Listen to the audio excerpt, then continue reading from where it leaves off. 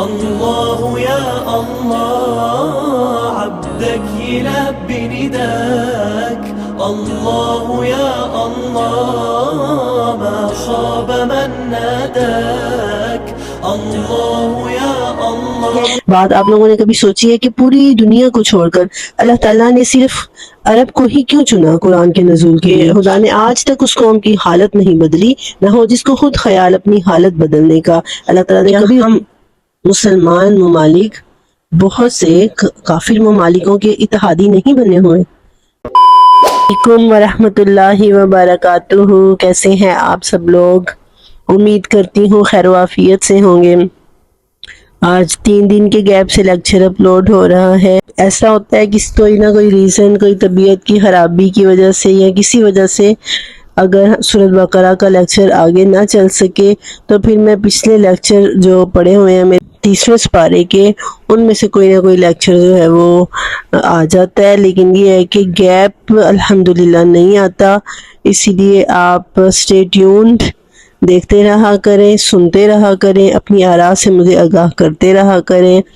تاکہ اللہ تعالی ہماری اس کاوش کو قبول کرے اور ہمیں قرآن سمجھنے کی، قرآن کے ساتھ اپنی دل جوڑنے کی اور قرآن کے ذریعے اپنی لائف کو چینج کرنے والا بنائے، قرآن ہمارے دلوں میں اترنا شروع ہو جائے۔ اچھا، ایک بات آپ لوگوں نے کبھی سوچی ہے کہ پوری دنیا کو چھوڑ کر اللہ تعالیٰ نے صرف عرب کو ہی کیوں چنا قرآن کے نزول کے لیے؟ جن کی زبان میں، جن کے اندر نبی آیا، جن میں قرآن نازل ہوا، تو ایسا ہے کہ ان کے اندر کچھ خوبیاں ایسی تھیں جو پوری دنیا میں کسی میں بھی نہیں تھیں۔ یہ بہت زیادہ سچے لوگ تھے،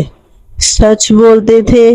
امانت میں خیانت نہیں کرتے تھے، بہادری تھی ان کے اندر۔ آج بھی اگر ہم یہ چاہتے ہیں قرآن ہمارے دلوں میں اترے تو سب سے پہلے ہم نے جھوٹ کو چھوڑ کر سچ کے راستے پر چلنا ہے، سچائی کو اپنائیے۔ رسول اللہ صلی اللہ علیہ وسلم نے فرمایا کہ مومن کبھی جھوٹا نہیں ہو سکتا، اسی لیے کوشش کریں کہ جھوٹ نہیں بولنا، کسی کی امانت میں خیانت نہیں کرنی، اپنے اندر بہادری پیدا کرنی ہے۔ بہادری سے مراد خودداری ہے، چھوٹی چھوٹی باتوں میں کسی پہ پڑ جانا، کسی پہ ڈیپینڈ کرنا، اور پھر جب ظاہر انسان کسی پہ ڈیپینڈ کرتا ہے تو اس کی غلط صحیح باتیں ماننی پڑتی ہیں۔ تو اگر ہم یہ چاہتے ہیں کہ قرآن نے جس طرح عربوں کی زندگی کو بدل ڈالا تھا اس طرح ہماری زندگی کو بھی بدل ڈالے تو ہمیں خود کو بدلنا پڑے گا۔ قرآن پاک میں ہی آتا ہے نا، اللہ تعالیٰ نے، اور اقبال کا شعر بھی ہے کہ خدا نے آج تک اس قوم کی حالت نہیں بدلی، نہ ہو جس کو خود خیال اپنی حالت بدلنے کا۔ اللہ تعالیٰ نے کبھی اس قوم کی حالت نہیں بدلی۔ یہ قرآن پاک میں بھی آتا ہے، جب ایک انسان خود کو بدلنے کا فیصلہ کر لیتا ہے، وہ انڈیویجول ہو یا وہ اجتماعی طور پر ہو، تو پھر اللہ تعالیٰ بھی اس کی مدد فرماتا ہے۔ تو آئیے شروع کرتے ہیں۔ سورۃ بقرہ آیت نمبر 83 ہم نے کی تھی، اور آج ہم آگے دیکھتے ہیں آیت نمبر 84، 85 اور 86۔ الحمدللہ رب العالمین والصلاة والسلام علی سید المرسلین وعلی آلہ واصحابہ اجمعین، اما بعد، رب اشرح لی صدری ویسر لی امری واحلل عقدۃ من لسانی یفقہوا قولی، رب زدنی علما۔ اعوذ باللہ من الشیطان الرجیم، بسم اللہ الرحمن الرحیم۔ وَإِذْ أَخَذْنَا مِيثَاقَكُمْ لَا تَسْفِكُونَ دماءكم ولا تخرجون أنفسكم من دياركم ثم أقررتم وأنتم تشهدون۔ وائز، اور جب اخذنا ہم نے لیا تھا، میثاقکم تم سے پختہ عہد، لا تسفکون دماءکم، لا نہیں، تسفکون تم بہاؤ گے، دماءکم اپنے خون، ایک دوسرے کے خون، ولا تخرجون اور نہ تم نکالو گے، انفسکم اپنے آپ کو، من دیارکم اپنے گھروں سے، نہ ہی تم ایک دوسرے کو گھروں سے نکالو گے، ثم اقررتم پھر تم نے اقرار بھی کیا تھا، وانتم تشہدون اور تم گواہ تھے، تم خود اس پر گواہ ہو، ثم پھر انتم مگر پھر تم ہاؤلائی تم سب کے سب تقتلون انفسکم ایک دوسرے کو قتل بھی کرتے ہو وتخرجون فریقا منکم من دیارہم وتخرجون اور نکالتا ہے فریقا منکم تم میں سے ایک گروہ من دیارہم اپنے گھروں میں سے نکلتا ہے یعنی اپنی برادری کے کچھ لوگوں کو فریقا منکم من دیارہم اپنی برادری کے کچھ لوگوں کو ان کے گھروں سے نکالتے ہو وتخرجون تم نکال دیتے ہو فریقا منکم اپنے میں سے ایک گروہ کو من دیارہم ان کے گھروں سے تظاہرون تم غالب آ جاتے ہو علیہم ان پر بالاسم والعدوان گناہ اور زیادتی کے ساتھ وَإِن يَأْتُوكُمْ أُسَارَىٰ اگر تمہارے پاس قیدی آ جاتے ہیں تُفَادُوهُمْ انہیں فدیہ دے کے چھڑا دیتے ہو وَهُوَ مُحَرَّمٌ إِلَيْكُمْ جبکہ حرام تھا تم پر اخراجہم ان کو نکالنا جبکہ حرام تو ان کو نکال دینا ہی تھا افتؤمنون ببعض الکتاب کہ تم کتاب کے بعض حصے پر ایمان لاتے ہو وتکفرون ببعض اور کسی حصے کا کفر کرتے ہو فما جزاء تو نہیں ہے بدلہ جزاء بدلہ من یفعل ذلک جو یہ کرے گا منکم تم میں سے الا خزی فی الحیات الدنیا دنیا کی زندگی میں رسوائی کے سوا کچھ نہیں ہے الا سوائے اس کے کہ خزی رسوائی ہے فی الحیات الدنیا دنیا کی زندگی میں ویوم القیامتی اور قیامت کے دن یردون وہ لٹائے جائیں گے الی اشد العذاب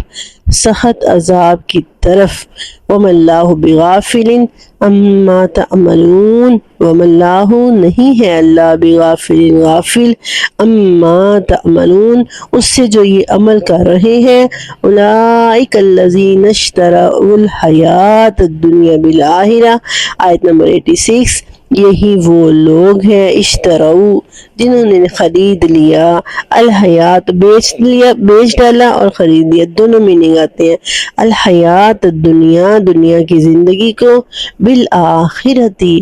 آخرت کے بدلے میں فلا یخفف نہیں کم کیا جائے گا عنہم العذاب ان سے عذاب ولا ہم ینصرون نہ وہ کسی طرح کی کوئی مدد دیے جائیں گے جی سورۃ بقرہ کے اندر جو ہم پڑھ رہے ہیں بنی اسرائیل کا واقعہ تو یہاں پر جو یہ واقعہ بیان ہوا ہے یہ بنی اسرائیل کی کوئی پرانی ہسٹری نہیں بیان ہو رہی یہ واقعہ یہود مدینہ کا ہے مدینہ کے یہودی یہ ان کے بارے میں ہے کہ ان کیا تم لوگوں نے غور کریں ذرا ترجمے کی طرف تو آپ کو بہت حد تک سمجھ آ جائے گی اللہ نے کتاب کے اندر تو پختہ عہد لیا ہوا تھا کہ ایک دوسرے کا خون نہیں بہانا یعنی یہودی اس جو پہلے دور کے مسلمان تھے اللہ نے ان سے یہ عہد لیا تھا نہ ایک دوسرے کا خون بہانا ہے نہ ایک دوسرے کو گھروں سے نکالنا ہے جیسے آج مسلمان پر مسلمان کا قتل حرام ہے ان کو اس کے گھر سے نکالنا زبردستی زیادتی کے ساتھ حرام ہے ایسے ہی یہ چیز یہودیوں پر بھی حرام تھی تورات کے اندر یہ چیز حرام اللہ تعالیٰ نے قرار دی تھی لیکن اب کیا تھا اب تو دین بدل دیا گیا تھا جیسے پچھلے لیکچر میں ہم نے بات کی کہ جب دین کے احکامات پر عمل نہیں ہوتا تو آہستہ آہستہ یا تو وہ ختم ہو جاتے ہیں یا ایک نئی شکل اختیار کر لیتے ہیں تو یہاں پر بھی یہی ہوا جب یہودی مدینے میں آباد تھے تو مدینے کے اندر دو بڑے گروہ تھے ایک اوس قبیلہ تھا دوسرا حزرج قبیلہ تھا اور یہ دونوں قبائل آپس میں برسر پیکار رہتے تھے یہ دونوں قبائل آپس میں لڑتے رہتے تھے اب یہ تھا کہ جو یہودی اوس کے ارد گرد رہتے تھے ان کے پاس رہتے تھے وہ ان کے خلیف قبائل تھے مطلب وہ ان کے ساتھی تھے کمپینینز تھے وہ ان کے مطلب اتحادی تھے یہ سمجھنے اتحادی تھے، اور جو حضرت کے ساتھ رہتے تھے وہ ان کے اتحادی تھے، اور جب ان کی اوس اور حضرت کی آپس میں جنگ ہوتی تھی تو یہ یہودی اس جنگ میں شامل ہو کر اپنے یہودی بھائیوں کو قتل کرتے تھے، ظلم و زیادتی کرتے تھے، ان کو گھروں سے نکال دیتے تھے، اور یہ سب کچھ کرنے کے بعد پھر ان کو یاد آتا تھا کہ ہمارے ہاں تو قتل کا جو ہے وہ جس کو کہتے ہیں نا فدیہ دے کے چھڑانا، اس پھر فوراً کتاب کی طرف جاتے تھے۔ اگر کوئی ان کا مقتول، اگر ان کوئی قاتل کوئی ان کا قید میں ہوتا تو پھر ان کو یاد آتا کہ ہماری کتابوں کے اندر تو فدیہ دے کر چھڑانا جائز ہے، پھر کتاب کا فتویٰ لے آتے تھے، فوراً کتاب کی طرف جاتے تھے اور کتاب کا فتویٰ لے آتے تھے۔ تو اللہ تعالیٰ نے یہاں پر یہ بتایا ہے، اسی واقعے کی طرف اشارہ کیا ہے کہ یاد کرو وہ عہد جو اللہ سے کیا تھا کتاب میں، وہ کیا تھا کہ خون نہیں بہانا، ایک دوسرے پر ظلم و زیادتی نہیں کرنی، تم نے گواہی دی تھی، پھر کیا تم سب کے سب لوگ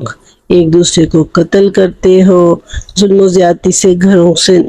سے نکالتے ہو، جب گناہ اور زیادتی سے غالب آ جاتے ہو